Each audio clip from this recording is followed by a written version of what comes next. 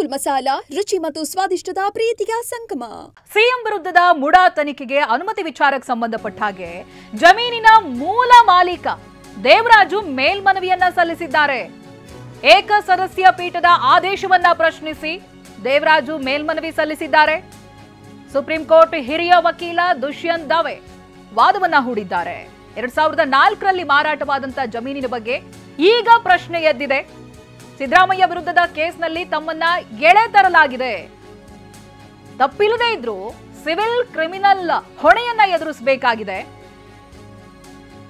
ಇನ್ನು ಪ್ರತಿವಾದಿ ಮಾಡದಿದ್ರು ಡಿನೋಟಿಫಿಕೇಶನ್ ಬಗ್ಗೆ ತೀರ್ಪು, ರಾಜಕೀಯ ಕೆಸರೆರಚಾಟದಲ್ಲಿ ನಾನು ಸಿಕ್ಕಾಕೊಳ್ಬೇಕಾಗಿದೆ ಅನ್ನೋದಾಗಿ ತುರ್ತು ವಿಚಾರಣೆಗೆ ದೇವರಾಜು ಪರ ವಕೀಲರು ಮನವಿಯನ್ನ ಮಾಡಿಕೊಂಡಿದ್ದಾರೆ.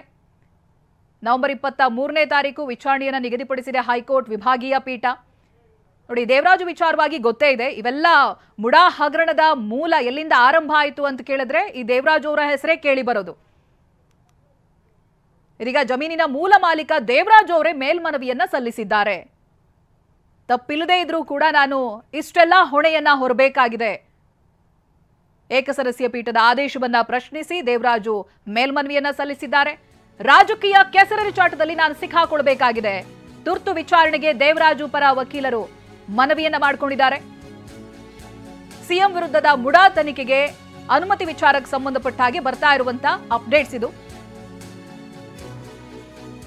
ದೇವರಾಜು ಅವರು ಮೇಲ್ಮನವಿಯನ್ನ ಸಲ್ಲಿಸಿದ್ದಾರೆ. ಏಕಸದಸ್ಯ ಪೀಠದ ಆದೇಶವನ್ನ ಪ್ರಶ್ನಿಸಿ 2004ರಲ್ಲಿ ಮಾರಾಟವಾದಂತಹ ಜಮೀನಿನ ಬಗ್ಗೆ ಈಗ ಪ್ರಶ್ನೆ ಏಳ್ತಾ ಇದೆ. ಸಿದ್ದರಾಮಯ್ಯ ವಿರುದ್ಧದ ಕೇಸ್ನಲ್ಲಿ ನನ್ನನ್ನ ಎಳೆ ತರ್ತಾ ಇದ್ದಾರೆ. ಏನೂ ತಪ್ಪಿಲ್ಲದೆ ಇದ್ರೂ ಸಿವಿಲ್ ಹಾಗೆ ಕ್ರಿಮಿನಲ್ ಹೊಣೆಯನ್ನ ನಾನು ಎದುರಿಸಬೇಕಾಗಿದೆ. ಪ್ರತಿವಾದಿ ಮಾಡದೇ ಇದ್ರೂ ಕೂಡ ಡಿನೋಟಿಫಿಕೇಶನ್ ಬಗ್ಗೆ ತೀರ್ಪಿದೆ. ಇದೆಲ್ಲವೂ ಕೂಡ ರಾಜಕೀಯ ಕೆಸರೆರಚಾಟ. ಇದರಲ್ಲಿ ನಾನು ಸಿಕ್ಕಾಕೊಳ್ಬೇಕಾಗಿದೆ. ಹಾಗಾಗಿ ತುರ್ತು ವಿಚಾರಣೆಗೆ ದೇವರಾಜು ಪರ ವಕೀಲರು ಮನವಿಯನ್ನ ಮಾಡಿಕೊಂಡಿದ್ದಾರೆ. 23ನೇ ತಾರೀಕು ವಿಚಾರಣೆಯನ್ನು ನಿಗದಿಪಡಿಸಿದೆ ಹೈಕೋರ್ಟ್ ವಿಭಾಗೀಯ ಪೀಠ. ಈ ಬಗ್ಗೆ ಡೀಟೇಲ್ಸ್ ಅನ್ನ ಪಡೆದುಕೊಳ್ತಾ ಹೋಗ್ತೀನಿ. ಪ್ರತಿನಿಧಿ ರಮೇಶ್ ಫೋನ್ ಸಂಪರ್ಕದಲ್ಲಿದ್ದಾರೆ. ರಮೇಶ್, ದೇವರಾಜು ವಿಚಾರವಾಗಿ ಏನೇನ್ ಹೇಳ್ತಾ ಇದ್ದಾರೆ ಅವರು ಅಂತ, ಅಂದ್ರೆ ರಾಜಕೀಯ ಕೆಸರೆರಚಾಟಕ್ಕೆ ನಾನ್ ಬಲಿಯಾಗಿದ್ದೀನಿ ಅನ್ನೋ ರೀತಿಯಾಗಿನಾ, ಹೇಗೆ?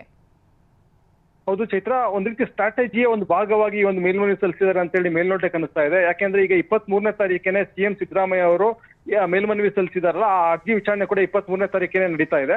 ಈಗ ದೇವರಾಜು ಕೂಡ ಒಂದು ಮೇಲ್ಮನವಿಯನ್ನ ಪ್ರತ್ಯೇಕವಾಗಿ ಸಲ್ಲಿಸಿದ್ದಾರೆ. ಮತ್ತೆ ಸಿಎಂ ಸಿದ್ದರಾಮಯ್ಯ ಮೇಲ್ಮನವಿ ಜೊತೆ ನಮ್ಮದು ಕ್ಲಬ್ ಮಾಡಬೇಡಿ, ನಮ್ಮ ಗ್ರೀವಿಯನ್ಸೇ ಬೇರೆ, ನಮ್ಮ ಅಹವಾಲೇ ಬೇರೆ ಅಂತೇಳಿ ವಾದ ಮಾಡ್ತಾ ಇದ್ದಾರೆ. ಈ ಕೇಸ್ ನಲ್ಲಿ ಏನಾದ್ರು ಅಂದ್ರೆ ಈಗ ದೇವರಾಜು ಅವ್ರ ವಾದ ಏನಂತಂದ್ರೆ, ಈ ಕೇಸ್ಗೂ ನನಗೂ ಸಂಬಂಧ ಇಲ್ಲ, ಬಹಳ ಹಿಂದಿನ 25 ವರ್ಷದ ಹಿಂದಿನ ಮಾರಾಟ ಮಾಡಿದ್ದೀನಿ. ಆದ್ರೆ ಈ ಒಂದು ಆದೇಶದಿಂದ ತನ್ನ ಮೇಲೂ ಕೂಡ ಒಂದು ಆರೋಪಗಳು ಬರ್ತಾ ಇದೆ. ಮತ್ತೆ ಕ್ರಿಮಿನಲ್ ಪ್ರಾಸಿಕ್ಯೂಷನ್ಗೆ ನಾನು ಹೊಣೆಗಾರ ಆಗಬೇಕಾಗಿದೆ. ಹೀಗಾಗಿ ಹೈಕೋರ್ಟ್ ಏಕಸದಸ್ಯ ಪೀಠದ ಆದೇಶ ರದ್ದು ಮಾಡಿ ಅಂತ ಹೇಳಿ ಕೇಳ್ತಾ ಇದ್ದಾರೆ. ಒಂದ್ ವೇಳೆ ಏನಾದ್ರು ಇವ್ರ ಮನವಿ ಆಧರಿಸಿನಾದ್ರು ಹೈಕೋರ್ಟ್ ಏಕಸದಸ್ಯ ಪೀಠದ ಆದೇಶ ರದ್ದಾದ್ರೆ ಅದ್ರ ಲಾಭ ಖಂಡಿತವಾಗಿಯೂ ಸಿದ್ದರಾಮಯ್ಯ ಅವ್ರಿಗೂ ಆಗುತ್ತೆ. ಹೀಗಾಗಿ ಒಂದು ಸ್ಟ್ರಾಟಜಿಯ ಭಾಗವಾಗಿ ಈ ಒಂದು ಮೇಲ್ಮನವಿ ಸಲ್ಲಿಸಿದ್ದಾರೆ ಅಂತ ಹೇಳಿ ಮೇಲ್ನೋಟಕ್ಕೆ ಅನಿಸ್ತಾ ಇದೆ. ಮತ್ತೆ ಇದಕ್ಕೆ ವಾದ ಮಂಡಿಸೋದಕ್ಕೆ ಸುಪ್ರೀಂ ಕೋರ್ಟ್ ನ ಹಿರಿಯ ವಕೀಲರೇನೆ ಬರ್ತಾ ಇದ್ದಾರೆ. ಅವರು ಕೂಡ ಮನವಿ ಮಾಡಿದ್ರು ವಿಡಿಯೋ ಕಾನ್ಫರೆನ್ಸ್ ಅಲ್ಲಿ. ಹೀಗಾಗಿ 23ನೇ ತಾರೀಕು ವಿಚಾರಣೆ ನಡೆಯುತ್ತೆ. ಅವತ್ತೇ ಏನು ಮತ್ತೆ ರಿಲೀಫ್ ಸಿಕ್ಕಿದ್ರೆ ಅದು ಸಿದ್ದರಾಮಯ್ಯ ಅವ್ರಿಗೂ ಅನುಕೂಲ ಆಗೋದ್ರಿಂದ ಈ ಕೇಸ್ನ ಮಹತ್ವ ಹೆಚ್ಚಾಗಿದೆ. ಜೊತೆಗೆ ಸಿಎಂ ಸಿದ್ದರಾಮಯ್ಯ ಅವರು ಸಲ್ಲಿಸಿರುವಂತಹ ಮೇಲ್ಮನವಿ ವಿಚಾರಣೆ ಕೂಡ ನವೆಂಬರ್ 23ನೇ ತಾರೀಕಿಗೆ ನಡೀತಾ ಇದೆ. ಹೀಗಾಗಿ ಅವತ್ತು ಸಿದ್ದರಾಮಯ್ಯ ಅವರ ಪಾಲಿಗೆ ಬಹಳ ಮಹತ್ವದ ದಿನ ಅಂತ ಹೇಳಿ ಹೇಳ್ಬೋದು.